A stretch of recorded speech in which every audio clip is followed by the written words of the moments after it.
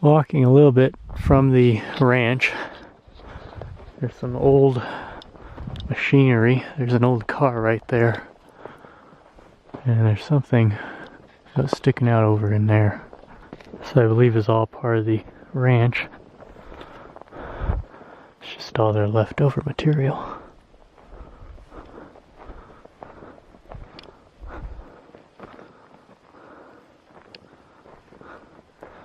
An old car here from the 1940s maybe.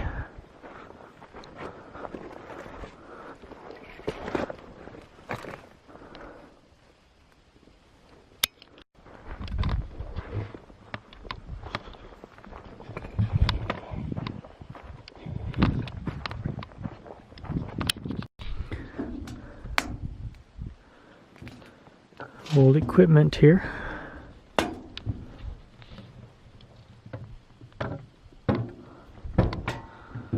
One of them still has a chain on it.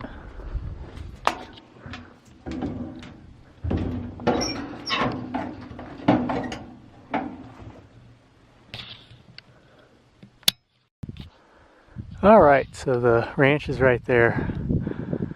The vehicles are all right there, and then I came up this road and there is a headstone located at the top here. Some money on it too. It says, "Here lies Bill Vickers and G. Grunke," or something like that. This part's missing. Shot August 17th, 1887.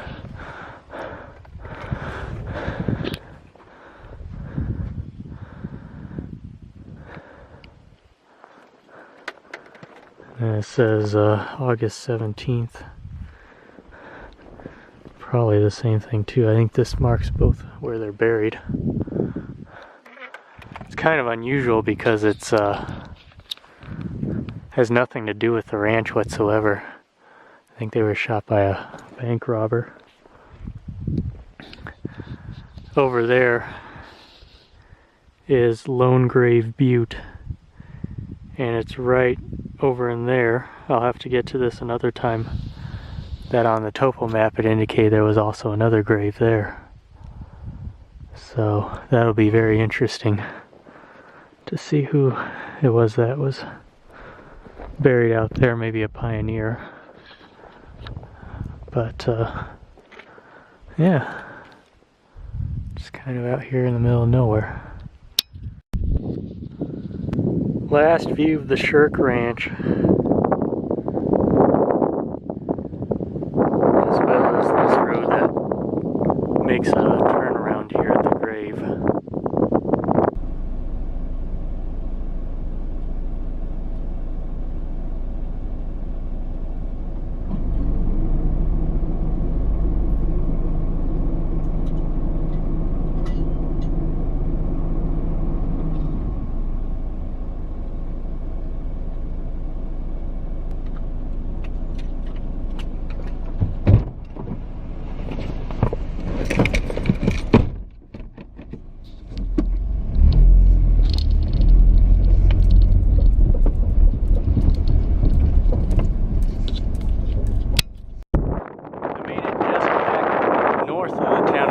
Adel, heading towards Heart Mountain, which is right there.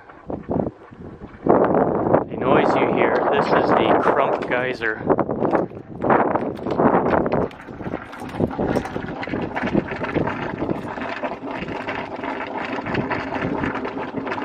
But you can see a geothermal, there's a geothermal vent, you can see steam coming out of it.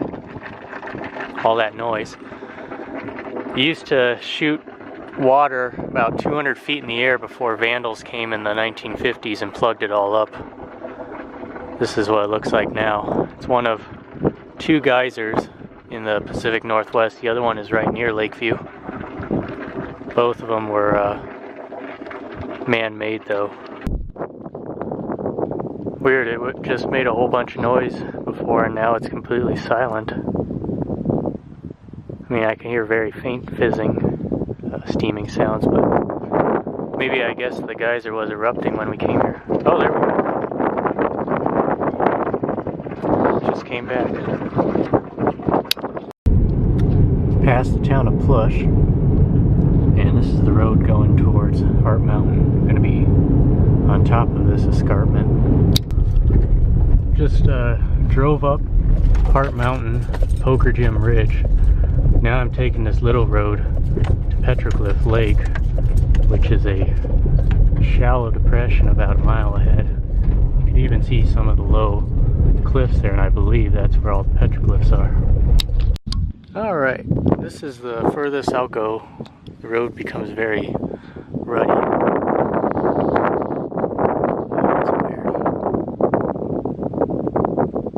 There were 3 planes, and they're following each other. I don't see the furthest one ahead, but then they all split off in different directions. Petroglyph Lake. Usually it's a dry little lake bed,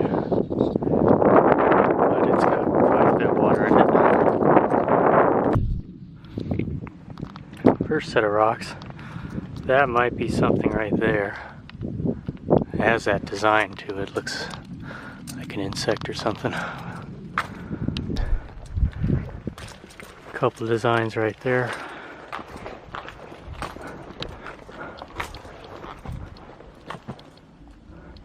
Then the shade here in this panel, they're pretty faint, but those are all rock art as well. Alright, faint in the rocks.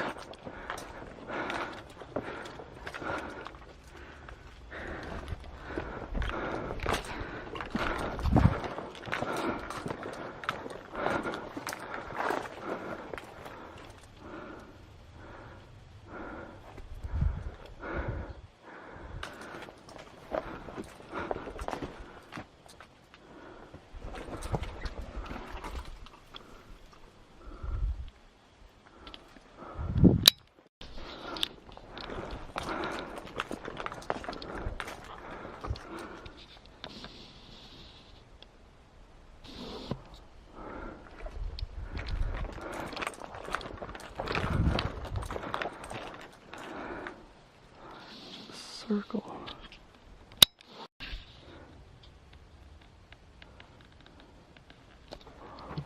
Looks like there's some really nice ones up ahead.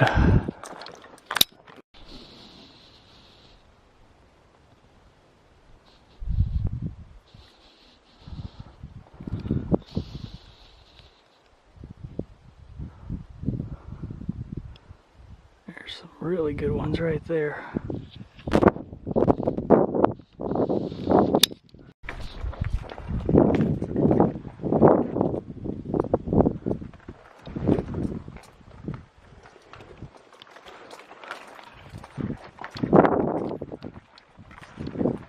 Most of the petroglyphs in this area, they are just kind of rubbed on the surface. They're not really etched in too significantly.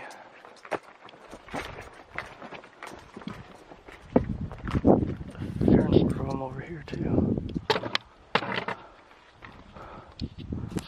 That looks like an antelope.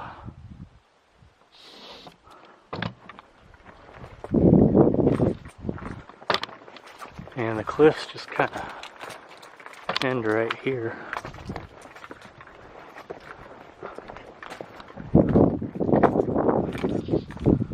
Last little set right there.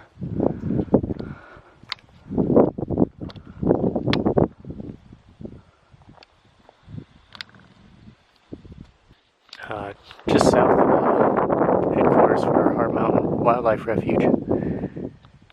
It's the hot springs. This is one of them right here. And this is in its natural condition, hasn't been modified or anything. There are actually a couple of modified springs with parking areas over there. Water temperature is probably around 100, 103 degrees or so.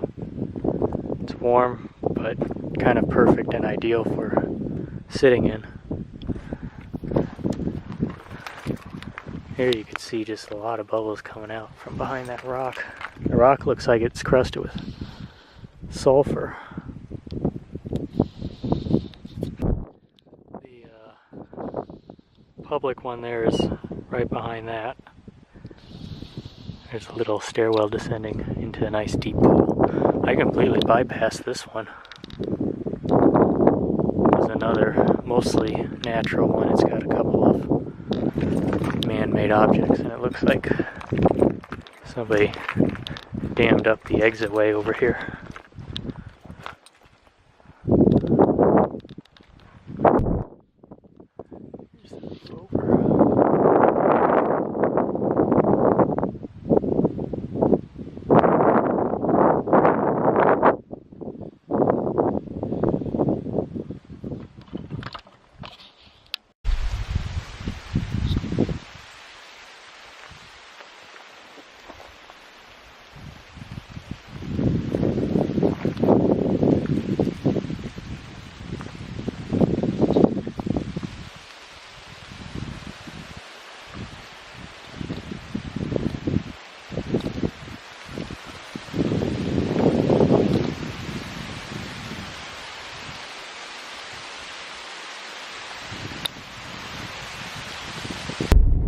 We're descending back down Poker Gym Ridge to the town of Plush, and then we're gonna spend the night probably at the Sunstone collecting area, which is a little bit further yonder. Warner Valley. All the lakes.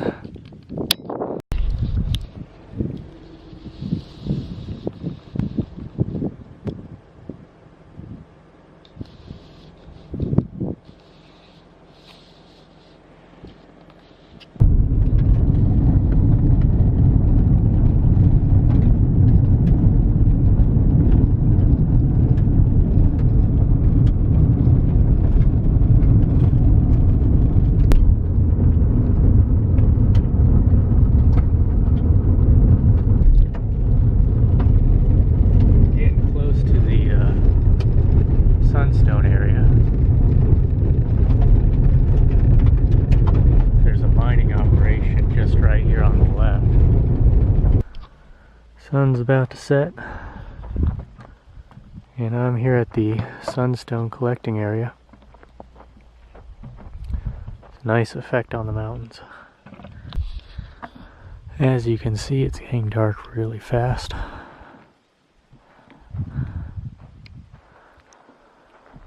I'm going to drive my car just down there a little bit, clear up the trunk, have my bed ready. Now I'm going to get my flashlight and I'm going to do some nighttime searching for some sunstones. I already got a nice little handful of them in my coat pocket, but I'm going to get a little bit more. So I got my headlamp, a little bit of food. I'm going to stick my bike. I got my bed pretty much set up. And do my nighttime exploration in that area there, and just that way I can see it, I put a little reflector on top of my car. There's a hole right here.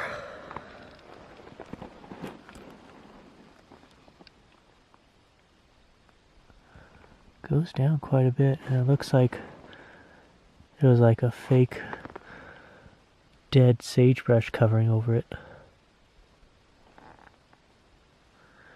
And some animal, like a spider, lives in there. Now, there is this humongous guy right here. I've never seen a spider so massive. It's almost like a wolf spider, but not quite.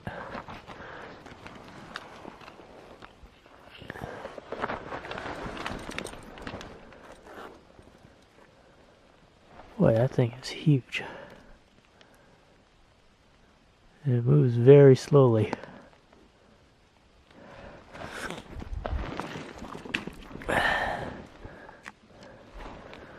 My water bottle for scale.